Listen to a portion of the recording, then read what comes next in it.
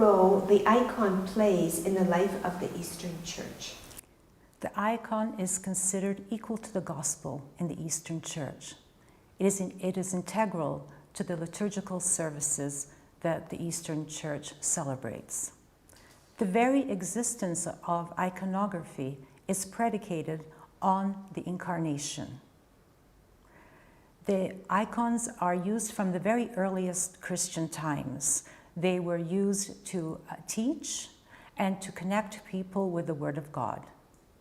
They were used in the caves, the early caves, where the Christians were in Cappadocia, for example, and later in the churches, to speak about the gospel, to show the illustration of the scriptures and the life of Christ, and the life of the saints also.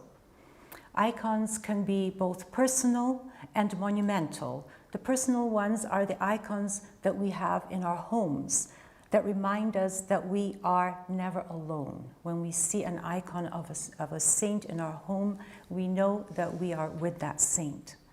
And when we enter a church, we are in the company of all the saints and the holy people there. So the icons are not only used for teaching, but they are also very important and most important in our prayer life. Through the icon, through the contemplation of an icon, we are led deeper into our prayers. The prayer can be a visual prayer. We don't need to speak it with words. We can contemplate the icon and be drawn into the beauty and love that is there, that God has given us. So we have the feast day icons, about which I will speak later, and these feast day icons bring to life our liturgical calendar.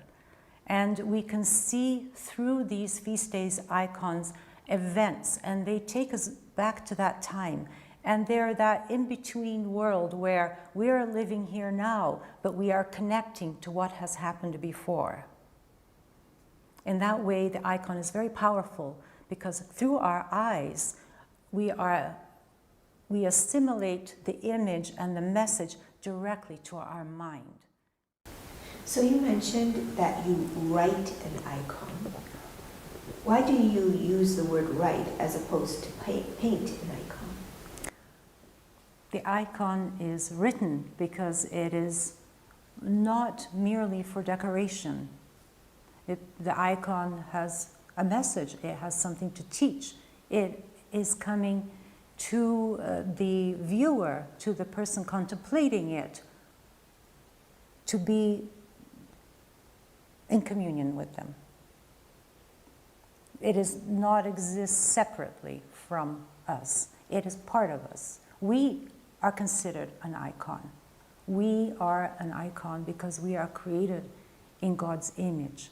So we ourselves are icons, and we are drawn to see the icon, God's icon, in our neighbor.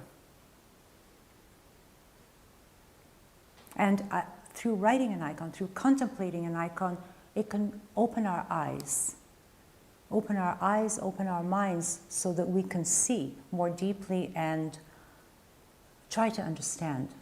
Just try to understand what it is we are feeling. You know. So part of being made in the image of God is being relationship-oriented. So the icon is calling us into a deeper relationship with the mysteries of the faith. It is. The icon, as I mentioned, it is the oiling of the icon, the olifa. It gives the icon a purpose, a service for us. It is beyond decoration.